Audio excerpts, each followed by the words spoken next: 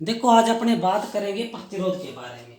तो क्या है, अपने प्रतिरोध के बारे में आज विस्तार से चर्चा करेंगे। और पीछे वाली जो वीडियो है उसमें क्या अपने भाग 4 कर लिए, यानी कि भाग 3 पढ़ लिए। और आज अपने भाग 4 की बात करेंगे। प्रतिरोध का भाग 4 के अंदर कौन कौन से अपने प्रतिरोध है। तो आप क्या है, जो पीछे भाग 3 है, फर्स्ट सेकंड थर्ड भाग प्रतिरोध पर, तो आप उस वीडियो को जरूर देखें ताकि क्या है, प्रतिरोध आपका अच्छी तरह से क्लियर हो जाए। तो क्या है, अपने जो पीछे बात की थी वो अपना कार्बन प्रतिरोध के बारे में चर्चा की थी। किस पे की थी? कार्बन प्रतिरोध के बारे में चर्चा की थी। और जिसके अंदर अपने कार्बन प्रतिरोध के दो प्रकार होते हैं उन पर चर्चा की थी। जैसे कार्बन का जो प्रतिरोध होता है वो कार्बन चूर्ण से बनाया जाता है। किससे बनाया जाता है? कार्बन चूर्ण से कार्बन प्रतिरोध बनाया जाता है। उसके बाद जो कार्बन के जो प्रतिरोध है, बैंड प्रकार का कार्बन प्रतिरोध है, बॉडी प्रकार का जो कार्बन प्रतिरोध है, जो क्या ये क्या है, प्रतिरोध की आकृति पर निर्धारित होता है। और जो बैंड प्रकार का है उसके अंदर जो पट्टियां होती है, बैंड होते हैं, तो उन पर क्या अपने विस्तार से चर्चा की हुई है। तो आप जो पीछे वाली वीडियो है प्रतिरोध की, भाग 3 भाग 2 भाग 1, तो उन वीडियो को जरूर देखें ताकि क्या प्रतिरोध आपका अच्छी तरह से क्लियर हो जाए। तो आज अपने नेक्स्ट पढ़ेंगे तार कुंडलित प्रतिरोध। तार या वायर कुंडलित प्रतिरोध। तो तार कुंडलित जो प्रतिरोध होते हैं वो एक प्रकार से क्या होते हैं, रियोस्टेट प्रकार के होते हैं। रियोस्टेट प्रकार के क्या होते हैं, जैसे क्या इनका जो मान है अपने कम ज्यादा कर सकते हैं। जो तार कुंडलित प्रतिरोध होते हैं वो यूरेका या मैग्नीन के बनाए जाते हैं। किसके बनाए जाते हैं? यूरेका या मैग्नीन के बनाए जाते हैं। और इनका जो मान है वो अपने कम ज्यादा कर सकते हैं, इसीलिए ये परिवर्तनीय मान के प्रतिरोध होते हैं। और यूरेका का आपने देखा होगा, जो अपना रेगुलेटर है पंखे वाला, उसके अंदर जो प्रतिरोध है वो भी क्या है, यूरेका का बना होता है, जिससे क्या अपने प्रतिरोध को कम या ज्यादा कर कर जो अपने पंखे की जो स्पीड है वो कम या ज्यादा कर सकते हैं।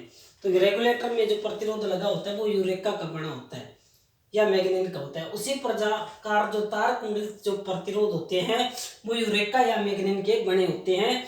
और क्या है, ये परिवर्तनीय मान के प्रतिरोध होते हैं।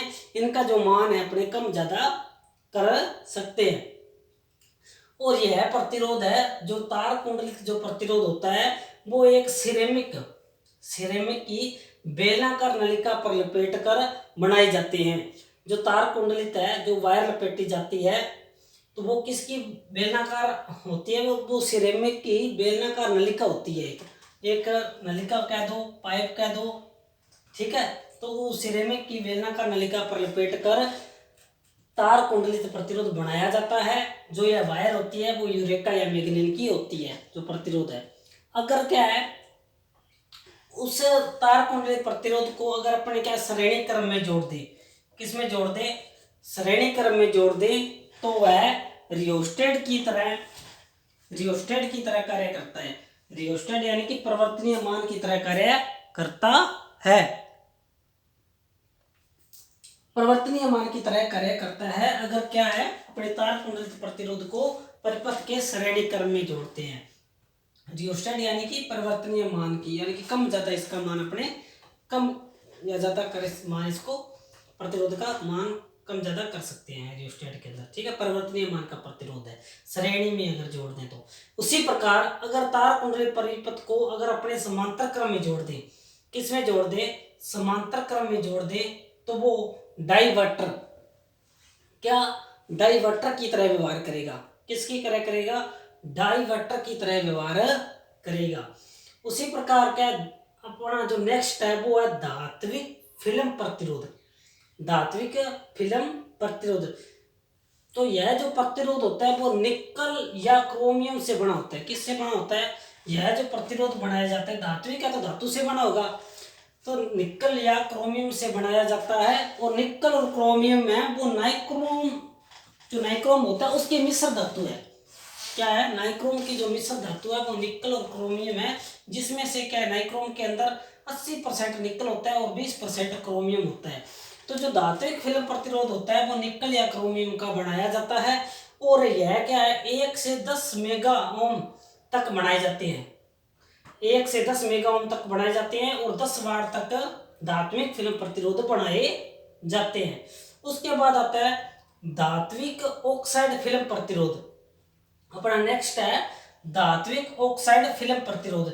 यह क्या होता है, सिलिकॉन ऑक्साइड का बनाया जाता है।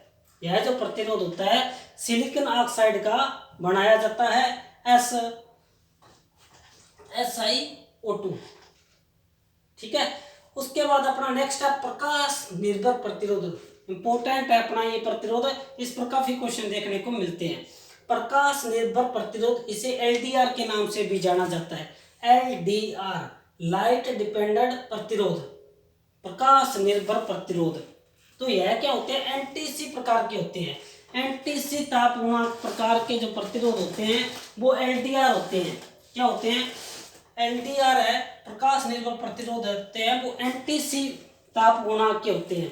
तो आपने पहले जो पहले वीडियो पढ़ी होगी उसमें देखा होगा पीटीसी, एनटीसी और जेडटीसी। आप पीछे वाली वीडियो देखें, उसमें क्या है पीटीसी, एनटीसी और जेडटीसी प्रतिरोध पर ताप गुणांक पर चर्चा की है। तो वीडियो को आप पीछे वाले को जरूर देखें।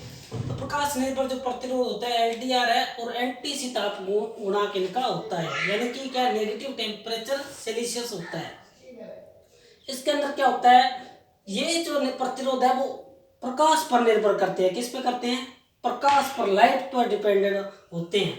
इनके अंदर क्या है, प्रकाश की मात्रा अगर अधिक है तो प्रतिरोध क्या है इनका कम हो जाता है, और प्रकाश की मात्रा कम है तो प्रतिरोध इनका ज्यादा हो जाता है।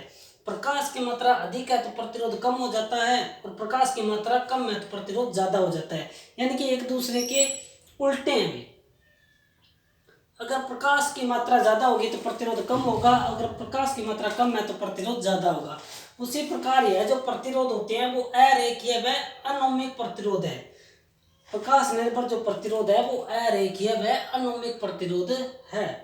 और इसका जो उपयोग है, प्रकाश निर्भर जो प्रतिरोध है इनका जो उपयोग है वो प्रकाश के समोच्चक और प्रकाश की तीव्रता मापने और लक्स मीटर में इसका उपयोग किया जाता है।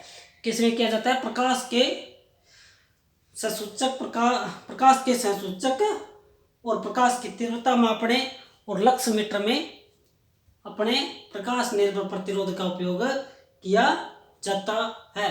उसके बाद है नेक्स्ट अपना वोल्टेज निर्भर प्रतिरोध, यानी कि VDR। वोल्टेज, इसे VDR के नाम से भी जाना जाता है। और VDR क्या होता है, वोल्टेज डिपेंडेंट रेजिस्टेंस। तो यह क्या होते हैं, वोल्टेज पर निर्भर रहते हैं। नाम इसका क्या है, वोल्टेज निर्भर प्रतिरोध है, इसे VDR यानी कि वोल्टेज डिपेंडेंट रेजिस्टर है। तो वोल्टेज है तो वोल्टता पर निर्भर करते हैं। जो वोल्टेज प्रकार के जो प्रतिरोध होते हैं वो वोल्टता पर निर्भर करते हैं। और अगर क्या इनमें वोल्टेज अधिक है तो प्रतिरोध इसका कम होगा, अगर वोल्टेज कम है तो प्रतिरोध इसका ज्यादा होगा, यानी कि ये भी एक दूसरे के उल्टे है भी। पर वोल्टेज अधिक है तो प्रतिरोध कम, वोल्टेज कम है तो प्रतिरोध ज्यादा होगा। और यह भी क्या है, अरेखीय अनोमिक प्रतिरोध होते हैं। और इसे क्या है, वेरिस्टर, नाम क्या है, वोल्टेज बेस वेरिस्टर। तो इसे क्या है, वेरिस्टर भी कहते हैं। क्या कहते हैं, वेरिस्टर भी कहते हैं। बेस से वोल्टेज, बेस से वेरिस्टर भी कहा जाता है। तो ये था अपना वोल्टेज निर्भर प्रतिरोध। आगे अपना पीटीसी, आगे अपना पीटीसी। तो पीटीसी नहीं है, एनटीसी है ये वाला, तो लिखने में गलती होगी।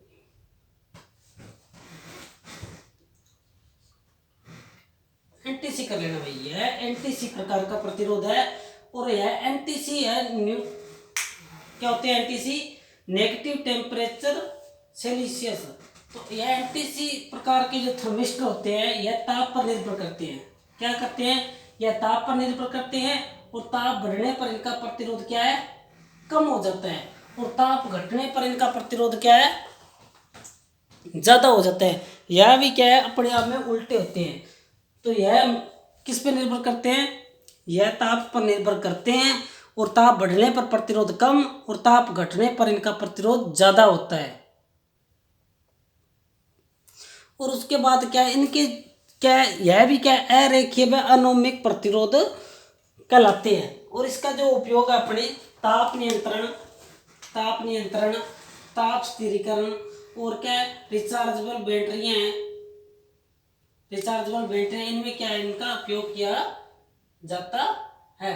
तो यह क्या होते हैं, NTC negative temperature Celsius temperature है, थर्मिस्टर के नाम से इसको जाना जाता है। और यह ताप पर निर्भर करते हैं। ताप बढ़ने पर इनका प्रतिरोध कम होता है, ताप घटने पर इनका प्रतिरोध ज्यादा होता है। और यह अरेखीय व अनोमिक प्रकार के प्रतिरोध होते हैं। और इनका जो उपयोग है, ताप नियंत्रण, ताप स्थिरीकरण, रिचार्जेबल बैटरियों में इनका उपयोग किया जाता है।